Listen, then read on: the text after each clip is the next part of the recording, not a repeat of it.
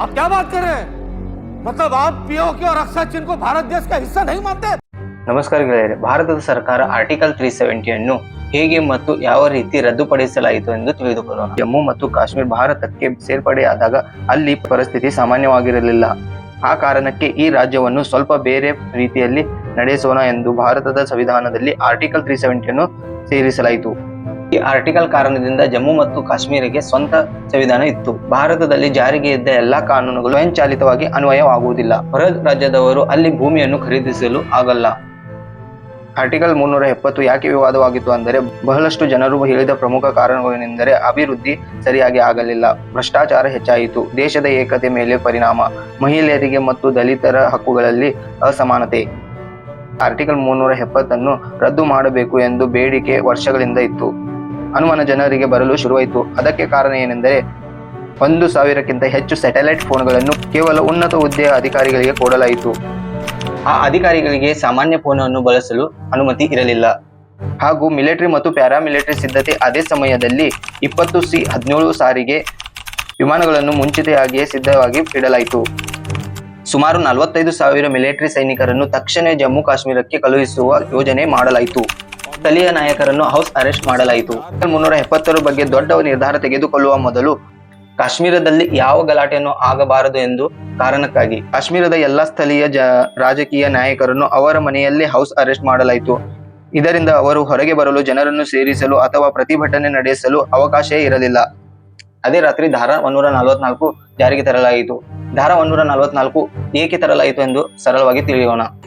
ಗಲಾಟೆ, ಹಿಂಸೆ ಅಥವಾ ಅಶಾಂತಿ ಆಗಬಾರದು ಮತ್ತು ಸರ್ಕಾರ ಜನರ ಚಟುವಟಿಕೆಗಳ ಮೇಲೆ ತಾತ್ಕಾಲಿಕವಾಗಿ ನಿರ್ಧಾರ ಹಾಕುವುದು. ಧಾರಾ 144 ಇದಾದ ನಂತರ ಮಧ್ಯರಾತ್ರಿ ಸಮಯದಲ್ಲಿ ಸಾಮಾನ್ಯ ಕಾರಿನಲ್ಲಿ ರಾಷ್ಟ್ರಭವನಕ್ಕೆ ಹೋಗುತ್ತಾರೆ. ಭೇಟಿಯಿಂದ ಎಲ್ಲರಿಗೂ ಒಂದು ವಿಷಯ ಸ್ಪಷ್ಟವಾಯಿತು. ಆರ್ಟಿಕಲ್ 370 ರದ್ದು ಮಾಡುವ ಬಗ್ಗೆ ಅಂತಿಮ ನಿರ್ಧಾರ ಈಗಾಗಲೇ ತೆಗೆದುಕೊಳ್ಳಲಾಗಿತ್ತು. ಅದರ ಪ್ಲಾನ್ ಸಂಪೂರ್ಣ ಸಿದ್ಧವಾಗಿತ್ತು. ದಿನಾಂಕ 5 ಆಗಸ್ಟ್ 2019 ಬೆಳಿಗ್ಗೆ ಭಾರತದ ರಾಷ್ಟ್ರಪತಿ ಒಂದು ನೋಟಿಫಿಕೇಶನ್ ಇಶ್ಯೂ ಮಾಡ್ತಾರೆ. ಈ ನೋಟಿಫಿಕೇಶನ್ ಏನು ಅಂತ ಸರಳವಾಗಿ ಈಗ ತಿಳಿಯೋಣ. ಆರ್ಟಿಕಲ್ 370 ತೆಗೆದು ಹಾಕೋಕೆ ಸಂವಿಧಾನದಲ್ಲಿ ಒಂದು ನಿಯಮ ಇದೆ. ಆ ನಿಯಮ ಜಮ್ಮು ಮತ್ತು ಕಾಶ್ಮೀರ ಸರ್ಕಾರದ ಅನುಮತಿ ಬೇಕು, ಜೊತೆಗೆ ಕನ್ಸಿಸ್ಟೆಂಟ್ ಅಸೆಂಬ್ಲಿ ಅನುಮತಿ ಕೂಡ ಬೇಕು. ಹಿಂದೆ ಜಮ್ಮು ಕಾಶ್ಮೀರನಲ್ಲಿ ಒಂದು ಕನ್ಸಿಸ್ಟೆಂಟ್ ಅಸೆಂಬ್ಲಿ ಇತ್ತು. ಆ ಅಸೆಂಬ್ಲಿ ಕೆಲಸ ಮುಗಿಸಿ ಹೆಚ್ಚು ವರ್ಷಗಳ ಹಿಂದಲೇ ರದ್ದು ಆಗಿತ್ತು. ಅಂದರೆ ಈಗ ಅಸೆಂಬ್ಲಿನೇ ಇರಲಿಲ್ಲ. ಇರುವುದೇ ಇಲ್ಲದ ಅಸೆಂಬ್ಲಿಯನ್ನು ಹೇಗೆ ತೆಗೆದುಕೊಳ್ಳುವುದು? ಇಲ್ಲೇ ದೊಡ್ಡ ಪ್ರಶ್ನೆ ಹುಟ್ಟಿತು. ಹಾಗಾದರೆ ಆರ್ಟಿಕಲ್ 370 ಅನ್ನು ರದ್ದು ಮಾಡಲು ಅನುಮತಿಯನ್ನು ಕೊಡೋರು ಯಾರು? ಈ ಸಮಸ್ಯೆಗೆ ಪರಿಹಾರವಾಗಿ ಭಾರತದ ರಾಷ್ಟ್ರಪತಿ ಒಂದು ನೋಟಿಫಿಕೇಶನ್ ಹೊರಡಿಸಿದರು.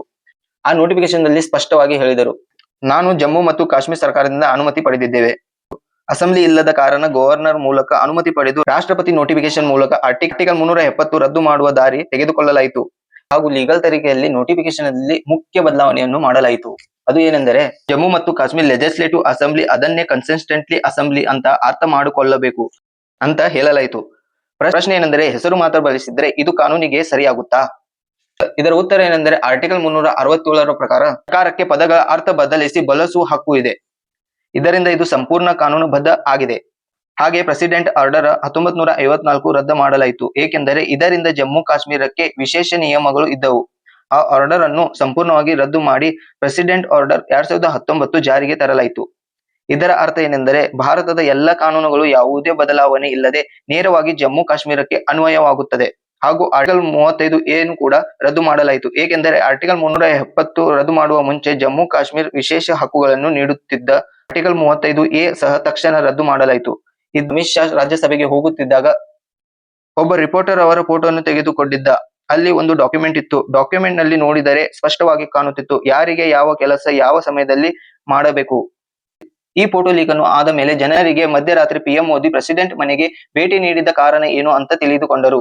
ಆರ್ಟಿಕಲ್ 370 ರದ್ದು ಮಾಡುವ ತಯಾರಿ ಇದೆ ಎಂದು ತಿಳಿಯಿತು. ಇದೇ ಸಮಯದಲ್ಲಿ ಅಮಿತ್ ಶಾ ಅವರು ರಾಜ್ಯಸಭೆಗೆ ಪ್ರವೇಶಿಸಿದರು.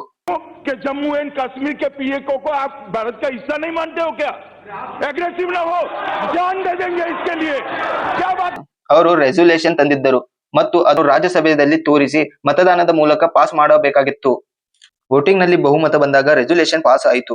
ರೆಸಲ್ಯೂಷನ್ ಹೇಳಿದ್ದು ಆರ್ಟಿಕಲ್ 370 ಸಂಪೂರ್ಣವಾಗಿ ರದ್ದು ಮತ್ತು ಕನ್ಸಿಸ್ಟೆಂಟ್ ಜಮ್ಮು ಕಾಶ್ಮೀರ ಯಾವ ಎಕ್ಸ್ಪೆಕ್ಷನ್ ಇಲ್ಲದೆ ಅನ್ವಯವಾಗಲಿದೆ. ವೋಟಿಂಗ್ ಲೆಕ್ಕಾಚಾರ ಸಂಪೂರ್ಣಗೊಂಡು ಪ್ರೆಸಿಡೆಂಟ್ ಅನುಮೋದನೆ ನೀಡಿದ ತಕ್ಷಣ ಆರ್ಟಿಕಲ್ 370 ಸಂಪೂರ್ಣವಾಗಿ ರದ್ದು ಮಾಡಲ್ಪಟ್ಟಿತ್ತು. ಇದರಿಂದ ಈಗ ಭಾರತೀಯ ಸರ್ಕಾರ ಜಮ್ಮು ಕಾಶ್ಮೀರದಲ್ಲಿ ಅನುಮತಿ ಬೇಡದೆ ನೇರವಾಗಿ ನಿಯಮಗಳನ್ನು ಜಾರಿಗೆ ತರಲಾಯಿತು. भारत देश का हिस्सा था, है और रहेगा। क्या बात कर रहे हैं आप? जान दे देगा उसके लिए। ಸಬ್ಸ್ಕ್ರೈಬ್ ಮಾಡಿದ್ರೆ ಸಬ್ಸ್ಕ್ರೈಬ್ ಅನ್ನು ಮಾಡಿ.